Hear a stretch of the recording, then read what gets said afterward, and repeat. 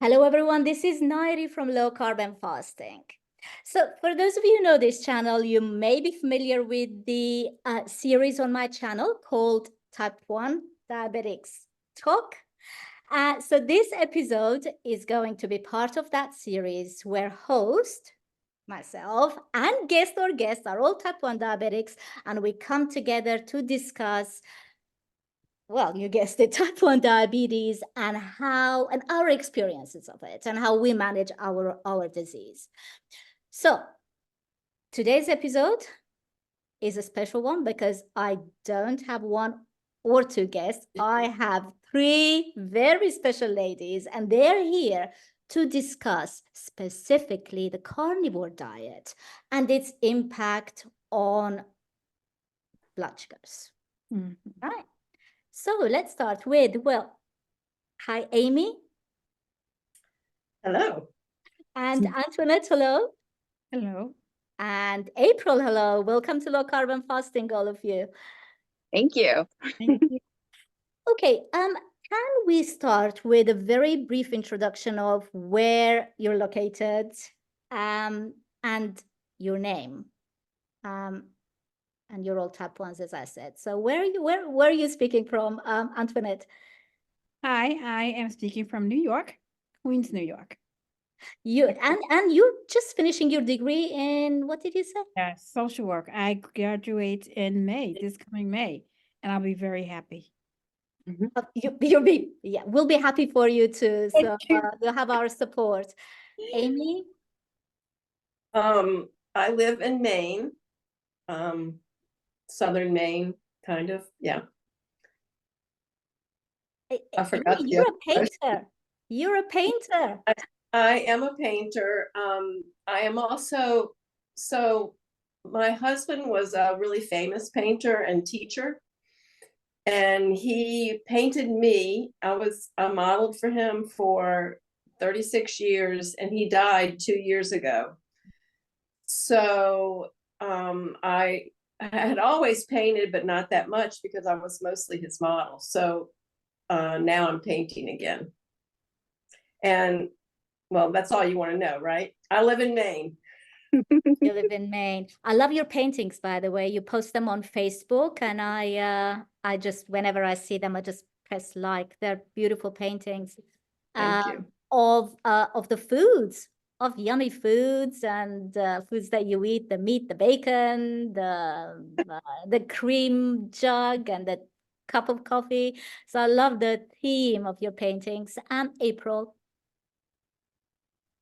Hi, I'm from Pickering, Ontario in Canada. So I'm actually close to where you are right now. It's awesome. That's a small world. Okay, so let's start off with your story of diagnosis. So I was diagnosed when I was 5, and that was 45 years ago. 45 years ago now. So when were you diagnosed, Aimee? I was 16 years old. I had been really sick for a year, and they finally figured out what it was. I'm 69, so April is my, not you, April, but the month is my diaversary. And it was 1971. So it was a long time ago. So it'll be 54 years this year. Wow. I didn't know that, Aimee. Counting wrong, but yeah. And long time. Antoinette? Hi, I was diagnosed when I was 19, and it was a week or two after my birthday. So, and that was 41 years ago. Right. So, yeah, it's been a long haul. Yeah, long time. Mhm. April? So I was 14 when I was diagnosed. So it's been 34 years because I'm 47 years old now. Well, I think, we're living proof that you can actually live a healthy life with type 1 diabetes. So that's, that myth busted right there and then. If someone is looking at us now, we're all sort of radiating good health. And, I couldn't actually, personally speaking, I feel a lot better now than I ever have. And I'm 51 in a couple of months. So yeah, despite the diabetes of 45 years. All right. At some point in your journey, in your type 1 journey, you would have discovered low carbohydrate diet. And then the carnivore diet. So for the viewers out there, I invited Antoinette, Aimee, and April because they are following pretty strict, we'll learn the details from the pretty strict carnivore diet. Unlike me, I'm mostly carnivore, but there are days I do eat vegetables or dairy. They don't, or mostly they don't. So how did that transition happen? Because I'm pretty sure that you weren't introduced to low carbohydrate way of eating by your endos or diabetes care teams, right? How did that transition happen? Who'd like to go first? You want me to go first? I'll try to be really quick because it's a very interesting long story, but I will be quick. In 1996, even though my A1C was 6.5, which is the first A1C I ever had, I had 2 frozen shoulders, 2 frozen hips. I was really slow to be able to get up out of a chair or down on the floor. I was 42 years old. I couldn't play with my kids. I was really sick. But I studied in medical libraries, and that was not, back then, it was not a list on complications of type 1 diabetes. It is now, but it wasn't then. So I thought I had some weird disease until my friend sent me an article in a diabetes magazine written by Dr. Bernstein. And it was all about frozen shoulders. And at the end of the article, there was an offer for tapes that he explained his technique. So I sent off for these cassette tapes. I played them, and the next day I went low carb, and I had been on 1 shot a day at that time. So that's part of his treatment is, 5 shots a day and low carb. So I did it the next day. That was June 2nd, 1996. In September, his book came out, and I bought his book, but I did it without the book and without social media, which is kind of amazing. But I also, after that, had all kinds of transitions to finally get to carnivore. Like I experimented. I didn't stay perfectly Bernstein after that. Mm-hmm. I tried a lot of different things. I did everything. I did everything low carb. I stayed low carb, but I tried the zone, and then I tried raw vegan for 7 years. Then I tried keto for 8 years, and then I found carnivore 5 years ago. Aimee, that was an interesting story. Especially the frozen shoulders part, because I also found myself I woke up one day, it was 2018, but I'd already been low carb. I started low carb in 2015. And 3 years on, I was pretty strict at that point, but I was still vegetarian, so I wasn't eating meat. So I woke up one day, I couldn't move my shoulder. It was that kind of pain. I presume we've all experienced childbirth, right? I mean, it doesn't even compare. That frozen shoulder, I could not move my arm. I thought, what on earth is it? I'd never even heard of frozen shoulder before. I hadn't heard. And of course, my first thoughts were, okay, well, maybe I moved it or I slept on it or something like that, something silly, but it was so painful. The next day, I just had to take painkillers. The next morning I woke up. Now my other shoulder I couldn't move my other shoulder. Oh my goodness. Then I knew it was frozen shoulder, but I'd already been low carb by then. So the years of damage that the high carbohydrate diet did to me. But I also like to believe that also the vegetarian, vegan diet also contributed to that. But it was just so painful. So I hope no one will ever experience that. April, would you like to go next? Sure. So my first experience with low carb, I had my son in 2010, and I had had multiple miscarriages before then, and had to have my blood sugar stable enough. So I think I was introduced to low carb even maybe 10 years before that, but this is the first time that I was like, this is priority. This is my whole reason for being, is to be a mom for me. So I got my blood sugar, my A1C for the first time ever was below 6. And I had my son successfully, which was phenomenal. And then, same as you both, one day I woke up, frozen shoulder.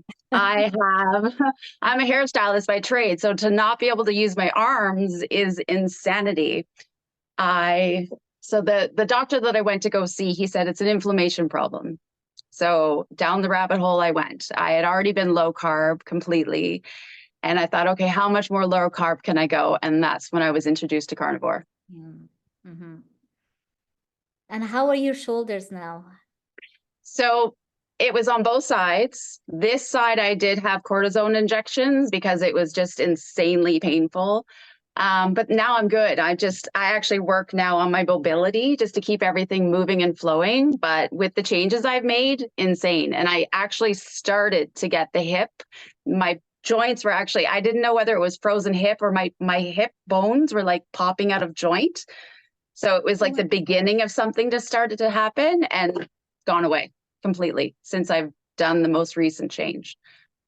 So huge improvement. How are your shoulders now? Amazing. Yeah, no problem. I've got like full mobility. I can stretch. Everything's good. That was 2018 when that happened. So I've been carnivore for 4 years. So since that happened, now I guess that's 5 years. Oh my. 5 years. Math is How not are my you? strong suit. Aimee, how are your shoulders now? Oh, they're great. But it was 10 years. It was 10 years of, because it happened in one, I don't even, oh, which one was first? This one was first, and then I got this one. So, Yeah. and so it took 5 years for them each, but they're fine now. Luckily, I've got a lot of age, so I've been through a whole lot of stuff, so I'm good. I didn't take any injections. Oh, I didn't do injections. I did physical therapy for 10 years. Well, I didn't do that either, but I just decided to go to the gym. So and gradually I started regaining mobility and the pain started reducing. I still don't have full range of motion, but I can lift, and I can't push my arms as far back as I used to. That's the only limitation, but I'm mostly pain-free and very happy with the progress and recovery. Yeah, once the jerk reaction of, when you hit your arm and it just hurts so bad that you can't move, it's gone. So that's a huge improvement to have that be gone. And you don't realize how debilitating it is, because I couldn't even put my coats and clothes on. My husband had to help me put my clothes on. Yeah. Antoinette, hopefully no frozen shoulder stories with you. Of course there is. Yes, I did. Actually, initially I was a really bad diabetic. And I didn't figure out what it was. It was just very painful until I used to live out of country in the Middle East. And I went to the doctor and I was like, what's going on? He's like, you have frozen shoulder. And I did take the cortisol shot because it was extremely painful. And when I came back to the United States, I still hadn't learned about the carnivore diet. I learned about keto when I was living in another state in Hawaii. I'm a little traveler there. So I learned about keto, but I didn't learn a lot. I only started learning about the fat bombs and, eating the fatty meat. And I was still trying to kind of decrease my carbohydrate intake. And nobody was really, let's say, knowledgeable about it. And so as I continued to get flustered with my blood sugars all over the place, my A1C was an 8. Before that, before I went keto, it was 11. So, after I got back to the States, I started, reading about and already knew a little bit about keto, about carnivore. And so I thought, okay, I'm desperate. I need something. So I started learning a little bit about carnivore, reducing my rice, no, actually cutting that out, reducing my vegetables. Okay, so I loved salad. I used to stand up, try and make lunch, open a bag of salad and eat it straight out the bag. I mean, literally just eat it straight out. And I would use things like cheese and nuts and that and olive oil, egg. That was my favorite food. But my blood sugar, it wasn't as bad, but it would still fluctuate a lot. And I felt hopeless. Like, how am I going to ever have control? Why can't I get below an 8 or a 7.5 blood sugar? Why not? So I started going carnivore. I was reading a lot of information, and I had an old school doctor. She was really great, and she says, "Why don't you continue eating eggs for breakfast? Like, go back to eating whatever you're eating because it is really helping your A1C." And that's what I decided to do. And I decided no vegetables. I cut out all vegetables. I started going carnivore. And the only thing I left was cheese and dairy, which I thought was okay. It's a surprise. It's not okay. Not for my body. It causes severe inflammation. And I tell you, it's hard to walk. The pain was excruciating. So finally, first went the cheese, then went the heavy whipping cream, which was my dessert with my coffee. And all of a sudden, without any warning, the butter cravings dropped. I don't like butter anymore. And I couldn't believe it. I'm like, why did I stop eating butter? But it came natural as I went more intense carnivore. Right. Antoinette, I think my next question is, so what are you eating every day? Okay, so what I eat, so I was like, the thing was create some butter bites. It'll increase your fat. I hate butter bites. I've tried it twice. So I was listening to a podcast and I forgot the name of it, but it was two young ladies and there was April on there, April Wolanski. And they were talking about high fat. And Aimee put the link actually in the chat. It was in the chat in the discussion board.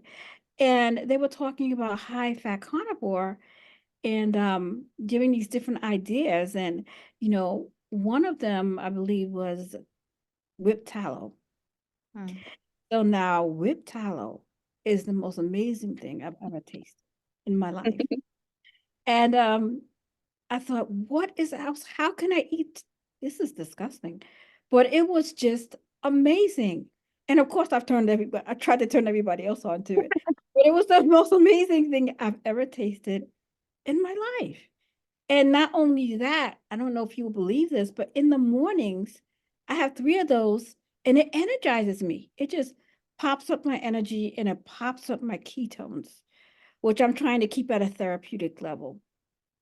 But it works awesome. I eat beef, a lot of beef. I cook in tallow. Steak and hamburger are my favorite food. I used to eat eggs, But right now I am off the eggs, trying to see if that will help me even more. So strictly beef, tallow, things like that. I'm learning how to make bone broth. And I'll see how that goes. But I'll tell you what, for the first time in my life since going carnivore, my A1C is 6.1 for the Wow. first time in my life. Well, it's working for you. It's It's clearly working. working for you. Do you add any spices to your food? No, salt, red mint salt. That's it. Just salt. That's it. And so when they did my blood work about a week and a half ago, my kidney function has increased. So I thought that was just awesome to see, an increase. My urea number has gone down. Everything is just in the black. Mostly everything is in the black. The cholesterol is always going to be a little bit high, but that's a whole different story. Different You know, stories. yeah. Who'd like to share their success next? Aimee, go ahead. Okay. Are we talking about what we eat or what? Yeah, what you eat and what's the impact of your current diet on your diabetes? So I eat eggs and bacon for breakfast. I eat 3 meals a day, unlike most carnivores, because I like the break in my day. I'm kind of addicted to breakfast, lunch, and dinner. I like that. So at lunch, I'll have maybe brisket or chuck roast, or I have a pork roast that I've been reheating for lunch. So I have like something like a steak, but a lot cheaper. And then for supper, I'll have usually eggs and burger, or burger and bacon. I eat way too much bacon. But it's an addiction, I guess. But anyway, that's basically what I eat. And I do drink decaf, but I'm off of it for the month. And I'm off of butter for the month too. I get this butter from a farm that I drive 45 minutes to New Hampshire for my butter. And it's raw, it's Jersey, and it's A2. I mean, it's like the best butter, and it's dark yellow. It's the best butter. And I can buy it during the spring, I can buy it frozen, and I can buy it during the fall, which is when it's very, very yellow. But I'm really thinking about giving it up. So it's in my freezer right now. But I might, I'm going to see. I like to experiment. So tomorrow morning, I'm picking up beef fat trimmings because I'm reading this book called, I should have had it out, Rethinking Diabetes by Gary Taubes. I don't know if anybody's read it, but it's a hard read because it's so scientific that it goes through really boring spots. But I just read about fat and how they did these experiments with fat. And if you eat almost all fat, you barely need any insulin at all. So that will probably be, I'm thinking about, since I don't like to fast, I'm thinking about a fat fast. So I want to try that. That's my next experiment.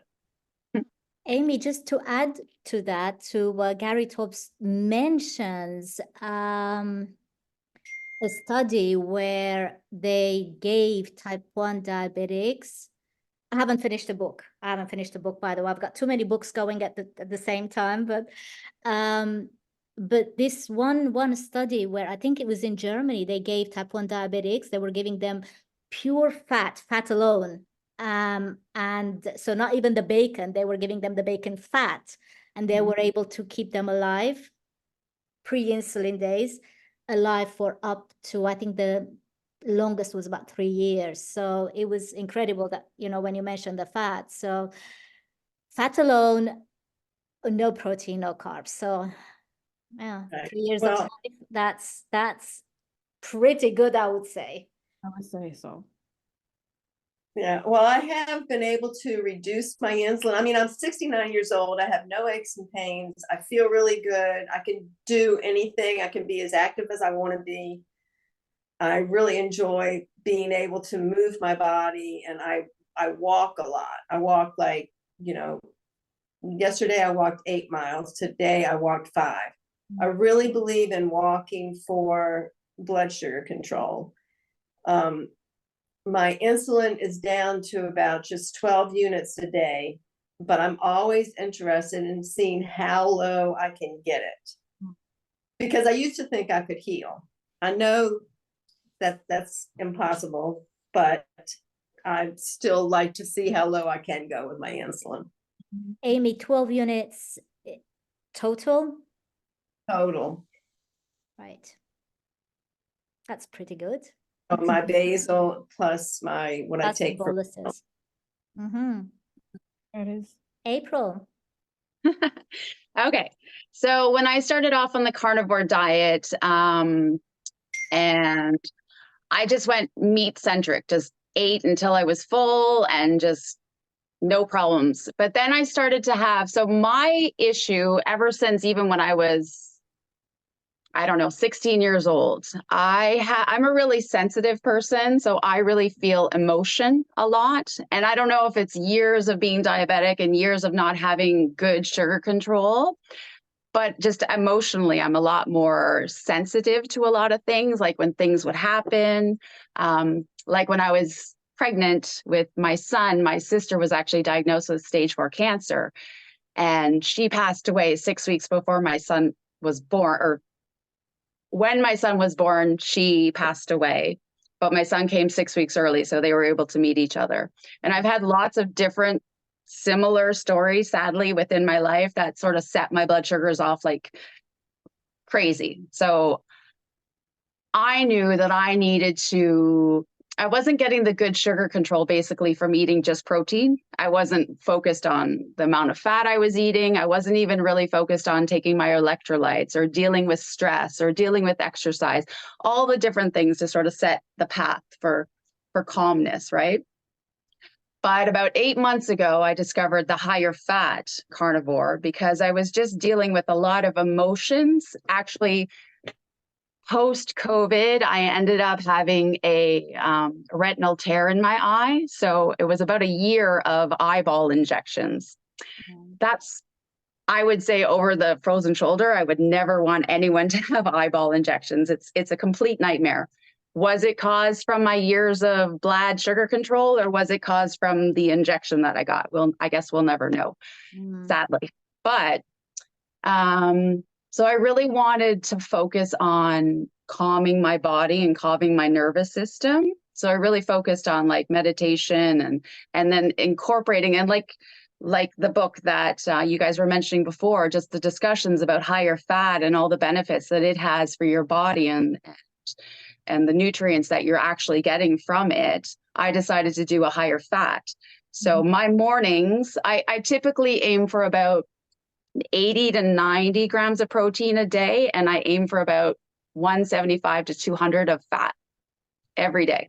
If I don't get that minimum of like 175 of fat, I can't sleep at night. I'm not calm, I'm not relaxed, and my blood sugars are just all over the place. So I get that really calm. And like Aimee, I do 3 meals a day just because it just feels like regular routine when you're, especially in the weekends when you're eating with your family, what have you. But I've noticed a huge improvement with that. So April, what do your meals look like? So breakfast is like, and I'm kind of like Antoinette, I've overdone the egg whites. So I'll have 1 egg, 1 full egg, and I'll include 2 extra yolks, and I'll have like 4 or 5 pieces of bacon. I don't know if you've probably heard of Zofia Clemens, and she talks about and I've never done keto before. I've never focused on having ketosis, like ever. I never realized how beneficial that is. Lunch is usually like beef ribs. Naturally, I want the meats that are naturally 2 to 1. So beef ribs are great. Sausages. So usually for lunch, it's always beef ribs. Dinner is sometimes breakfast all over again. I love breakfast for dinner. Or it's like a mini 4-ounce steak or something. just very simple, but it becomes more, it's fuel, right? It's not fun anymore. Food isn't as, it's a different setting now. Yeah. So, how about weight gain and weight loss? Aimee, from your photos on Facebook, you're in pretty good shape. You're in amazing shape. Have you seen Aimee's photos, by the way? Oh, yeah. Her full body photos. I mean, she's like, you've got the figure that I would die for. I'm 15 years younger than you. So, Well, how are you doing it? I had to stay in shape because I was the model and I was in these full-length white dresses and I had to be, but it's always been really easy for me to stay slim. But I was aging and I was 112 pounds at 5'7.5". That's what my license says. But I've always been skinny, so I wasn't worried about it. But then I'm thinking I'm almost 70 and I don't want to be weak. I don't want to be frail. So last year I purposely put on weight and it's kind of made me nervous because like I feel a stomach that I never used to have. And, every day I get on the scale and it's like, can't be past this number. It's like, so I'm up to 122 and I'm getting so nervous. And I know that's not a lot to other people because I've always been skinny.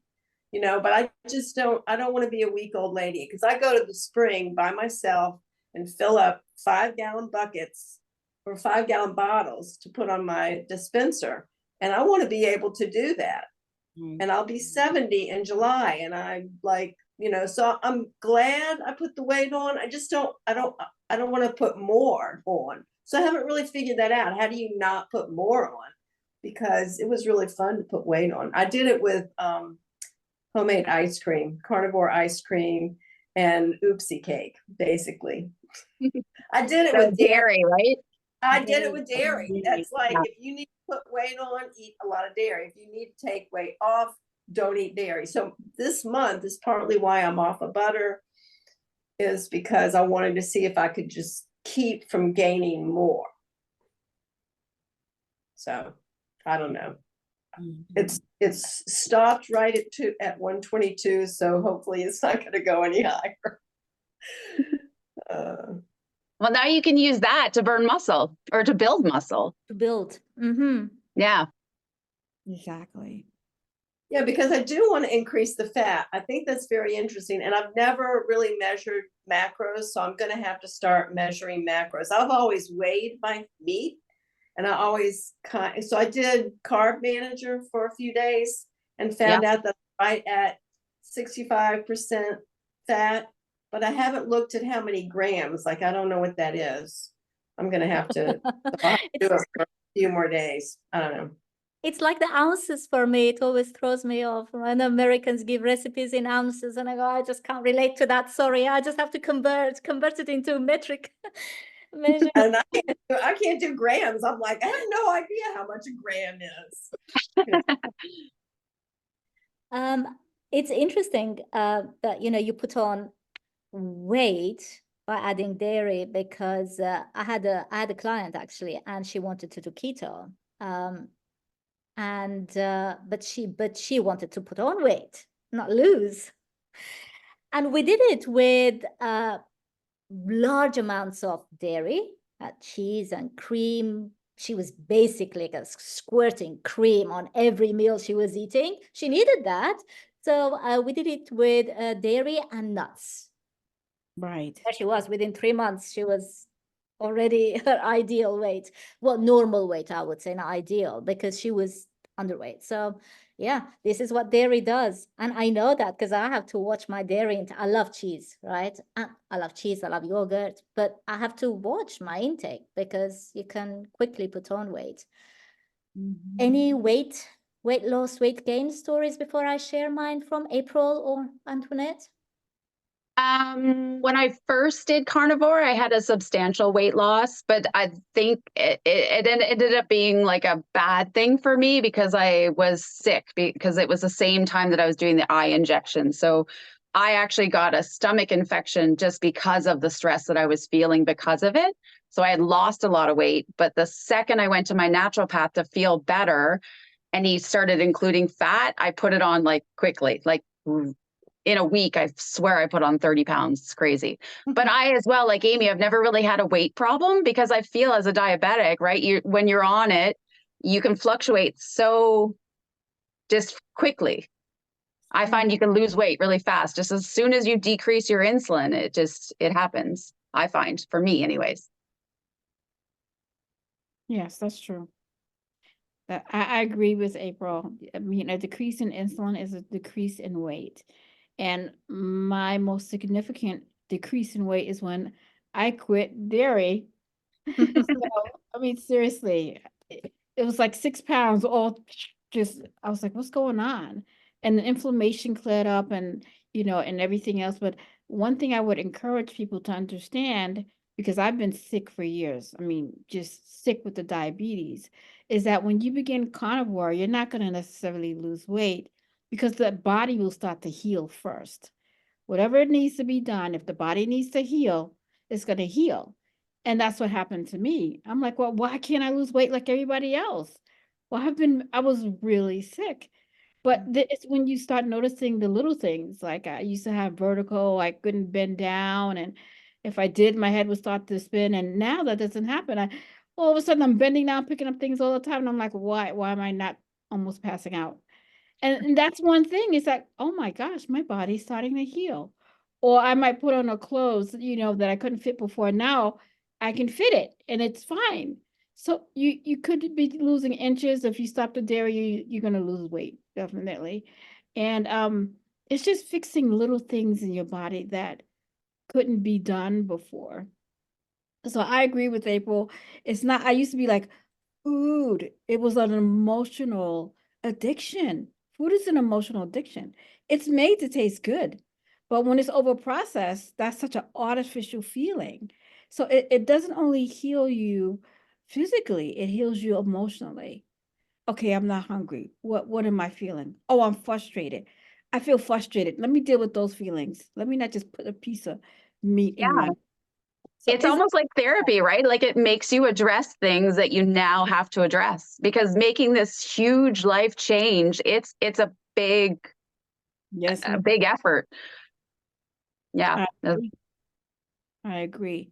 So I think we just need to think of carnivore in a bigger light, so healing from the body first, healing of the mind. And, you get those two things and you get a big benefit from it, especially if you're a diabetic and you're an emotional eater.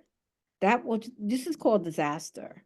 Well, I think I don't know if a lot of people who aren't diabetic really understand how difficult it is too, right? Like when I can remember having my blood sugar be 2 and there's an arrow pointing straight down and it's like 2 o'clock in the morning and you're feeling like you're going to die, but now you have to save your life and contemplate or just fix things in your head. It's a lot. It's a nonstop. And then if you have children and then, you put everybody else first and you put yourself last, it's a lot of balance.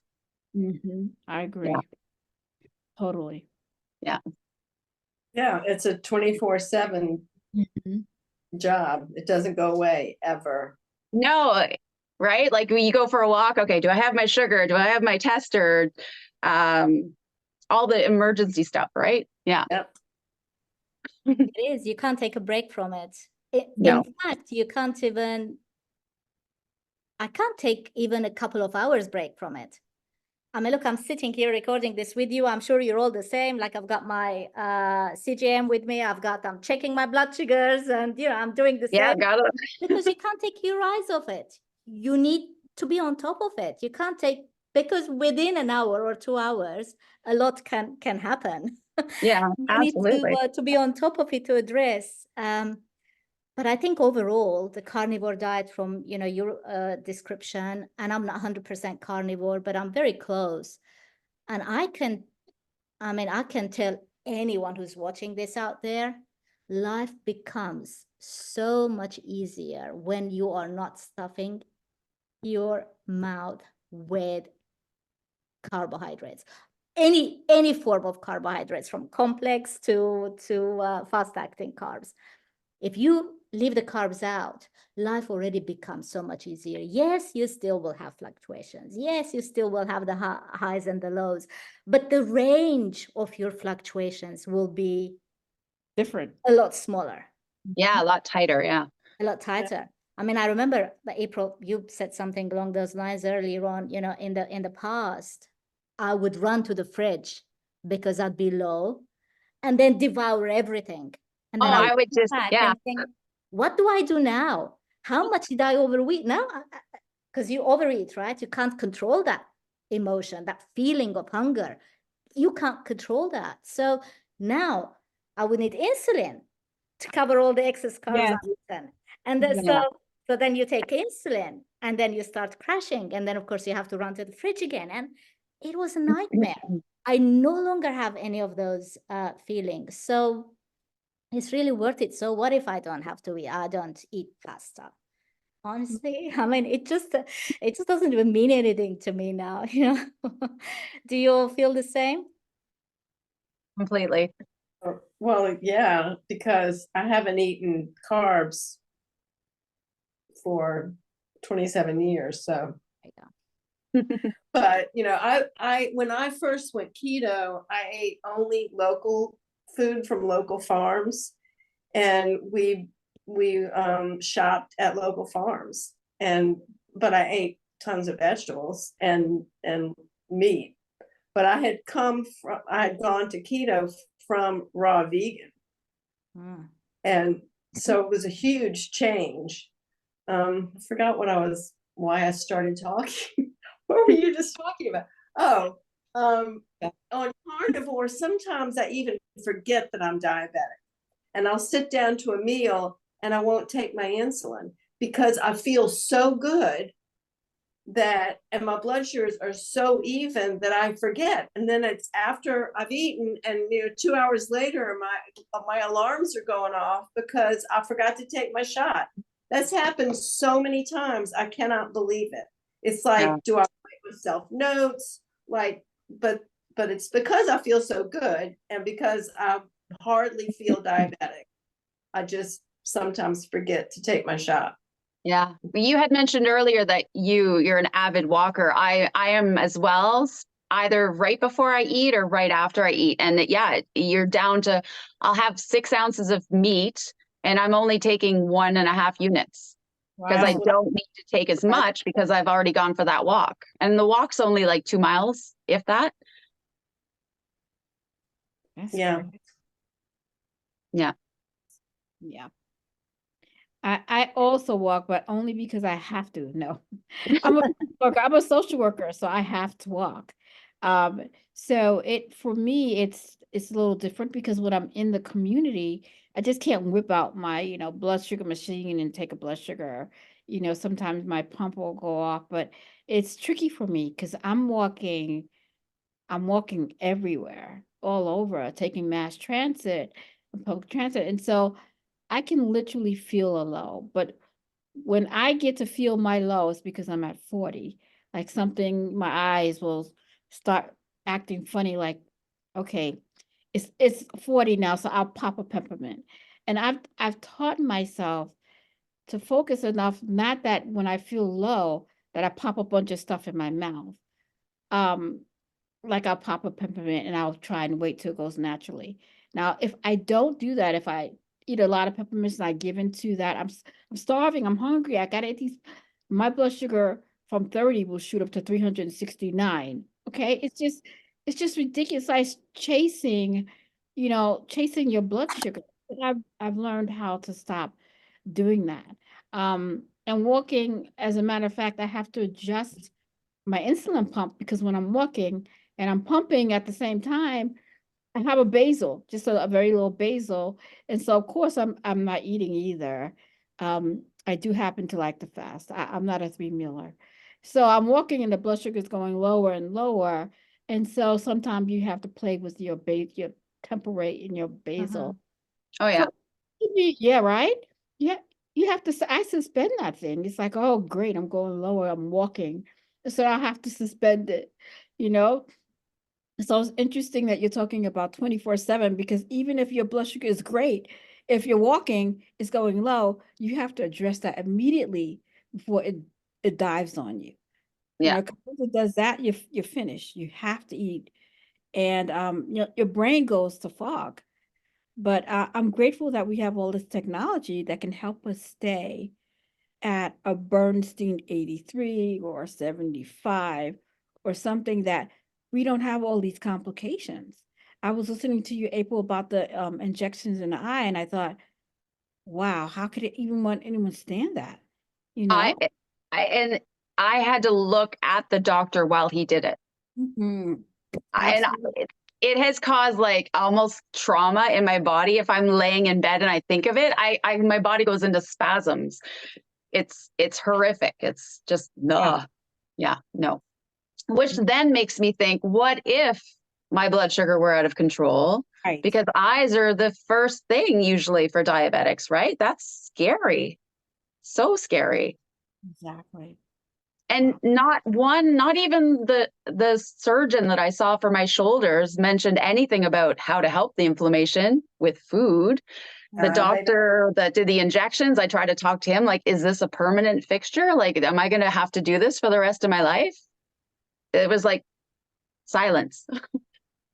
But I'm Wow. done. I haven't done them since. Like it was 13 months and none since. So, Amazing. yeah. Well, uh, there's a reason why they say meat heals, Right. and you've all found that to be true when it comes to your health. I actually crave meat. And for someone like me who was vegetarian, vegan for 30 years, Wow. pretty much my whole adult life, from the Yeah. age of 19, 18, I decided not to eat meat, and that was it. So my whole adult life, I was vegetarian until a couple of years ago. Now I crave meat because it heals, Yeah. because it's nutrients. My body actually craves red meat. Eggs don't do the same. Bacon and eggs, my first meal usually. It doesn't do that. So if I have bacon and eggs continuously, I would be craving red, Mm. like beef. There Yeah. must be something. When people talk of cravings, right? This is why I get cravings for meat. Because my body's just, I think I probably need it. I need the nutrients in red meat.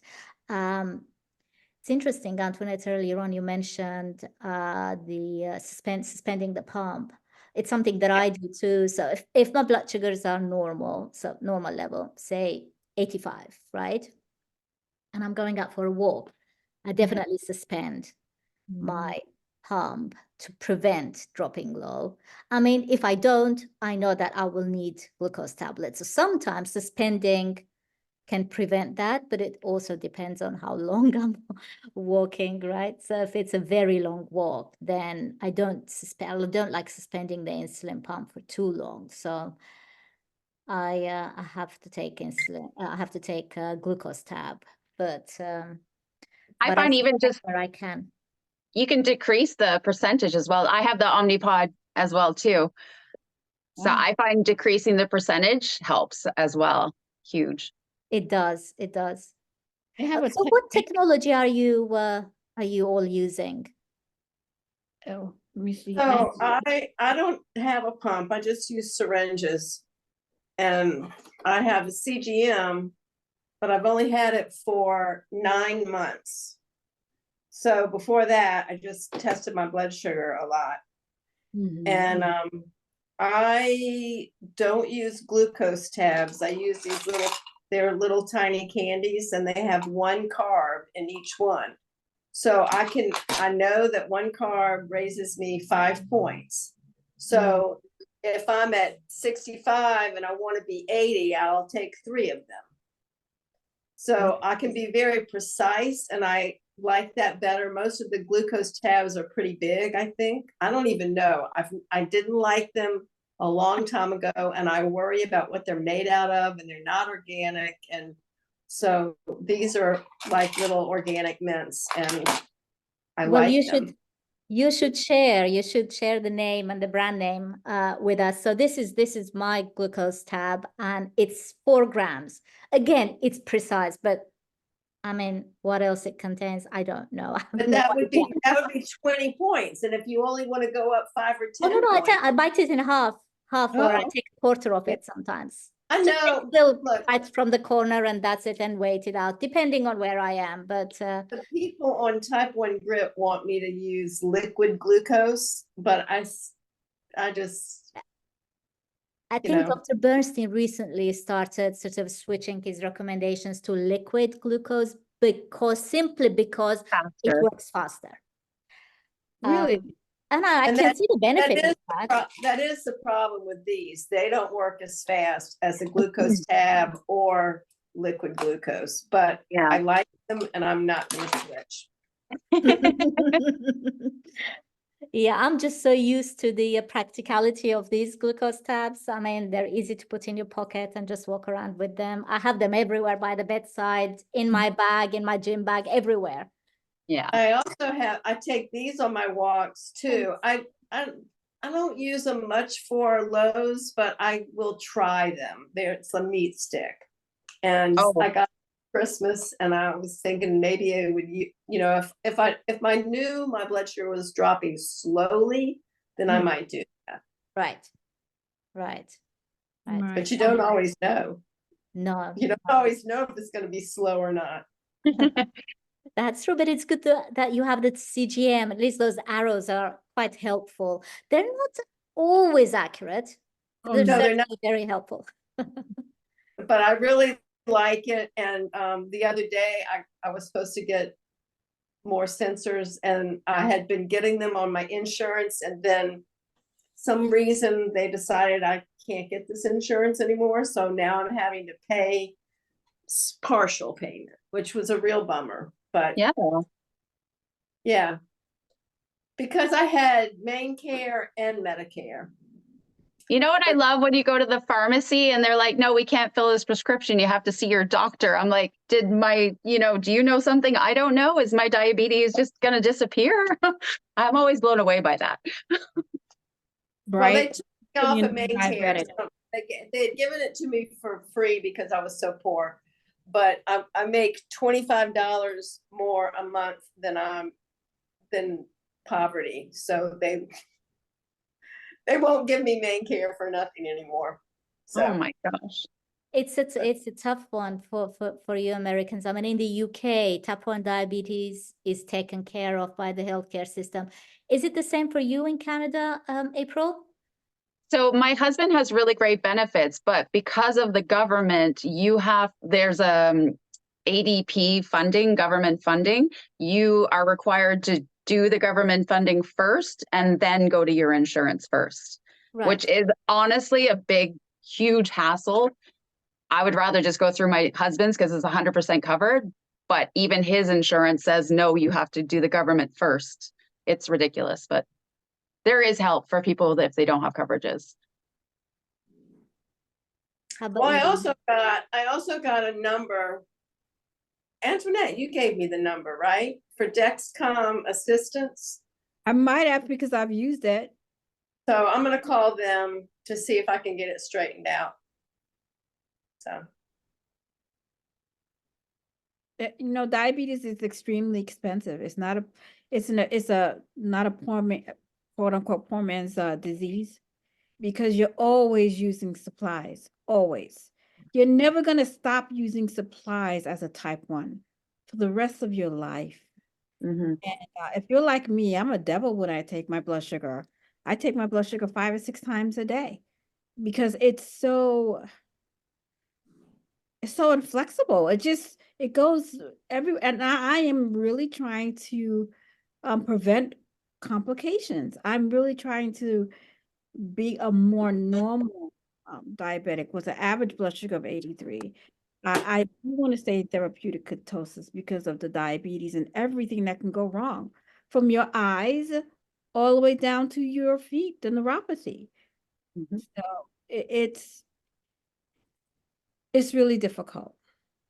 To me, it's difficult because, you sleep with it at 2 o'clock in the morning. And if you have a low, You can't say, I don't care. No, you're going to either get up and adjust your low, or you're not going to get up any longer. So Yeah. That's so think true. Sometimes at night when I open my eyes, like I was getting overheated yesterday, for example, and then I suddenly thought, okay, well, this thing hasn't beeped at all, so I wonder if it's still working. And I looked, and I was, of course, going straight. But then for a moment, I got worried in there. This thing never beeped tonight, so what happened? It's because it was just going straight line, so I was doing really well. But I'm really happy and grateful for the technology. Are you a pump user, Antoinette? You are using a pump, yes. So which Oh, pump are you on? I use Tandem, and I use Basal IQ, which is better because I get to choose how high or how low I can go. For, no one sets the loop for me. I make my own decision. So for me, 120 is too high. Yes, yes. It's too high. 100 is acceptable. Even from the lowest is 75 and the highest is 100. And that's how I set my pump, to make sure that I'm not going above that, because I notice, I don't know if anybody's the same, that after you go above 120, it just keeps going. And you have to keep giving insulin. And it's like, it has a mind of its own. It was 120, now it's 130, now it's 158. Does anyone else experience that? Yeah, it's almost like you're getting an adrenaline rush at the same time. And then the cortisol just, it could be the mental connection with it too, possibly, but I do notice that when it happens. Luckily, I haven't. When my period is about to happen, that week before is crazy go nuts. And I've tried to be consistent with it, but every time it's different. But I'm just on it. Like Constantly, right. Exactly. Yeah, I check it probably. I have the Freestyle Libre #2, but I probably look at it over 100 times a day. I'm just a bit of a control freak that way. It becomes an obsession, literally. Yeah. The not eating carbs, the carnivore, makes it easier to control, very easier, because when you eat a carb, for me, what happened to me is that there was no control. It would go up, I would give insulin. I don't know how much insulin I'm to give to go make it go down. There is no control. Honestly, was no control for me when I was eating carbs. My highest A1C was a 13.8. Yeah. They were like, how come you're not sick? How it is by the grace of God. Then the next, it was 11. And like I said, I'm 50 years old and I've never had, until I started eating carnivore, a A1C of 6 in my entire life. Mm-hmm. You know what else though? Like, how many type 1s who aren't carnivores even address the fact that they need to give insulin for the protein that they're eating? Yes, you do. Never mentioned. Yeah, no.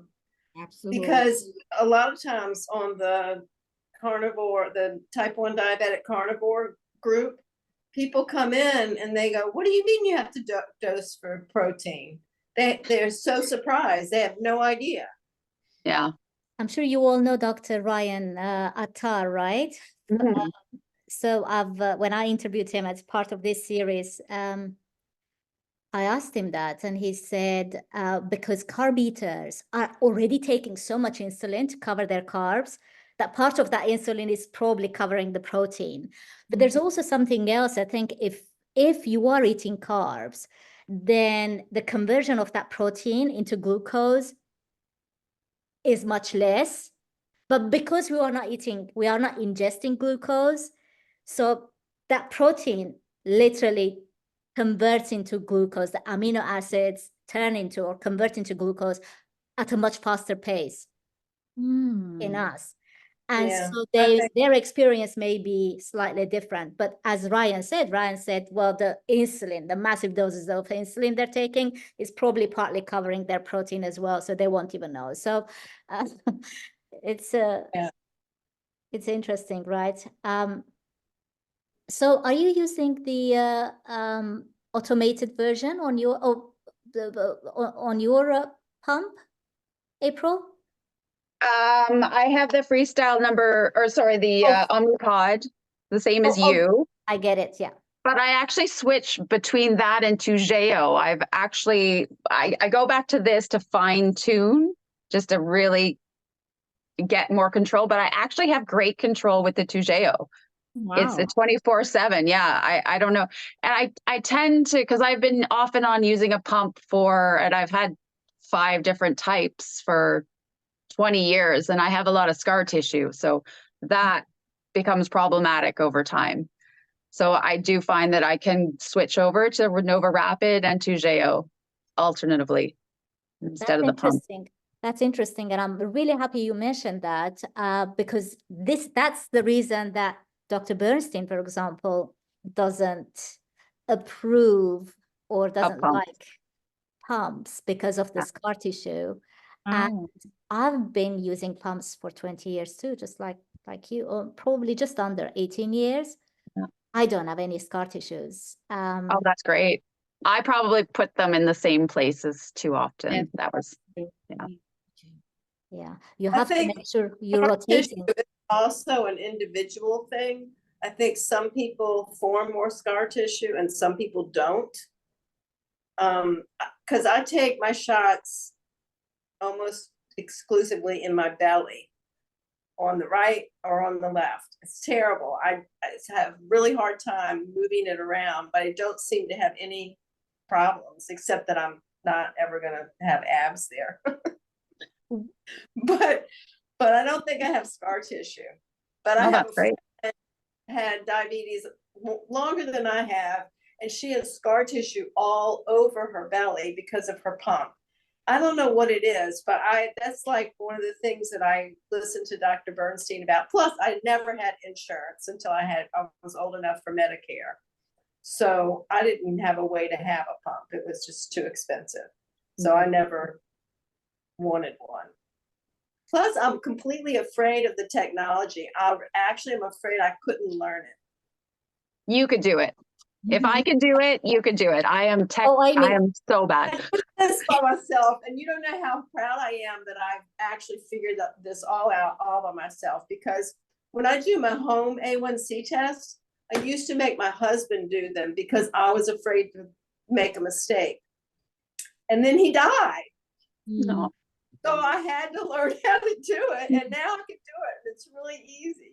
So maybe the pump would be like that. I don't know, but I'm doing okay with that one. Coming back to scar tissue, recently there was a discussion on Facebook, and you're all familiar with Susan, right? Type T1D, type 1D Mimi. Susan, so she also said that she's been using pump for over 20 years and she doesn't have any scar tissue either. And she says, there's no way I would give it up. I love my pump. I mean, I wouldn't want to give it up, but I do have scar tissue from the injections on my belly in pretty much even though I rotated, or I thought that I was rotating, but from years of injections, this is pre-pump, I started forming scar tissue on my belly. So you don't need to do fasting when you are on a carnivore diet. I mean, we know that. Chefi talks about that. In fact, which one of you mentioned the PKD diet? Sophia Clemens, right? Yeah. April, I mean, she's very against. I actually shared a breakfast table with Sophia. We were staying in the same hotel at the conference in London. Oh, wow. So we were having breakfast together. We chit-chatted back and forth, and she's just very, she's not anti-fasting for everyone, but she says if you are on a carnivore-based diet, there is no need why you would fast, because it's a diet that heals your body. But of course, there are exceptions. If you're still intending to lose weight, then obviously it's a good idea. It will help. Yeah. Now I fast. I fast simply because I just don't feel like eating in the morning. So I wake up in the morning and the last thing I would want to do is eat. It's like I feel almost nauseous every morning for the first 2-3 hours. And then I feel like, yeah, now I can eat something. But I've been like that since the year 2000. So I always joke to my friends saying that the last time I actually had a morning meal, like breakfast in the morning, was in the year 1999. I haven't had breakfast since then. But oh, wow. Yeah, I'm having 2 meals now, but for so many years I was having just one meal like you, Antoinette. I loved it. I think, April, you asked me once, Nayiri, how are you managing to meet your daily protein requirements in just having one meal? And I said, but I have large meals. And you looked at the meal. I think I gave you a couple of images. Said, how are you eating that? I said, I don't know. I just eat it. So I'm having 2 meals now. I need to challenge myself, and I'm probably going to require your support at one point doing carnivore, pure carnivore, without dairy, right? And see if I'll notice any difference for a month. 30-day challenge. Well, you're lucky you can actually eat vegetables. If I could eat vegetables, I probably would. I also have IBS since forever. So, and I lived on Caesar salad and chicken or broccoli or steak on top of my salad, but that just killed me. Like my gut was, it's insane how you look 12 months pregnant after eating a salad. It doesn't make sense, but that was me. April, that's exactly why I don't do vegetables too often. So Yeah. I mean, I haven't had salads, especially raw vegetables uncooked, for a very, very long time. I just simply can't do it. It will make me unwell. So my IBS goes crazy. So my gut gets inflamed. So this is why I'm carnivore, but not strict. So like today I made beef stew, for example, and I put a couple of carrots in a large pot of beef stew, 2 carrots cut in chunks, and a couple of onions quartered. So it's really not a lot of vegetables given the, the 4 pounds of beef. And that's going to be a meal for us for days and days. But yeah, so it's small amount relatively, but other than that, I just can't digest. So I always say I love the vegetables. I love the taste of vegetables, but my gut doesn't tolerate them as as much as my taste buds do. Ladies, anything else to add to this wonderful conversation? Let's finish with maybe a piece of advice to someone who's hesitating and thinking, well, would my blood sugars normalize? Would I benefit? What would you say to them? I would say, why not try? You never know until you try. I'm a hairstylist, so I see a lot of people, and I have so many clients that have family or friends, and I hear stories, and it just breaks my heart all the time. And I'm just like, the whole family needs to be on board. So that as well too, like be a team, find your team. It's hard to do it alone. Yeah.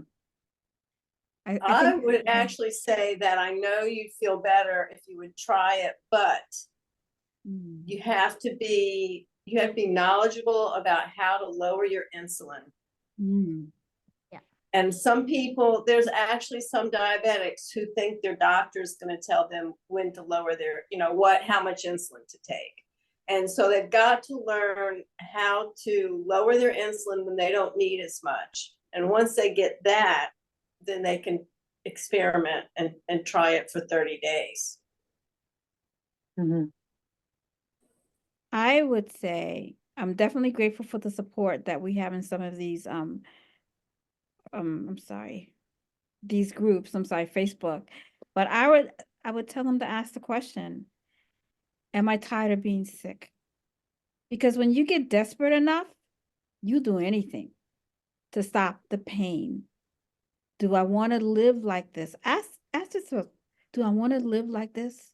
When I wake up in the morning and I can't get out of the bed because my knees hurt, you know what I'm saying? Or I feel depressed because I'm always sick. They have to ask themselves the question, what do they have to lose? The pain? So that's what I would say. They need to ask themselves the question. Period. I would second that. I mean, try. This is why Dr. Chafee comes up with it, and all the other carnivore influencers, they come up with this 30-day challenge to encourage people and motivate them. Just do it for 30 days. If you don't like it, go back to carb eating. And most people, of course, don't. But try it. But Aimee, your point was absolutely correct. Find a support group where people can at least advise you on how to lower your insulin, because you are going to need to lower your insulin, be it the basal or the bolus or both together, if you are just eating meat. I can't thank you enough for your time today. Honestly, this is going to be a very special episode. It's the first time I've covered carnivore diet with type 1s, and you are leading figures in type 1 diabetes group. So thank you so much for doing what you're doing, advocating for normal blood sugars for type 1 diabetics. You really light that shine in our community. I look out for your posts, Aimee. You're everywhere. And sometimes, you know what? Sometimes, Aimee, I don't even read what you write. I have to be fast. I only have 5 minutes, and then I have to get back to work. Aimee said something, just press like and move on, because we need to make our voices heard. And if by pressing a single like, which truly, honestly, what value does it have to me? It increases its visibility within the group, then so be it. So and I would do the same for April. And April, you always comment on my YouTube channel as well. So honestly, I can't thank you enough for being here today and for what you're doing. Thank you for having us. Oh, thank you. This was great. This was really awesome. Thank you so much. We'll do it again. Excellent. Bye for now. Bye-bye. Awesome. Bye.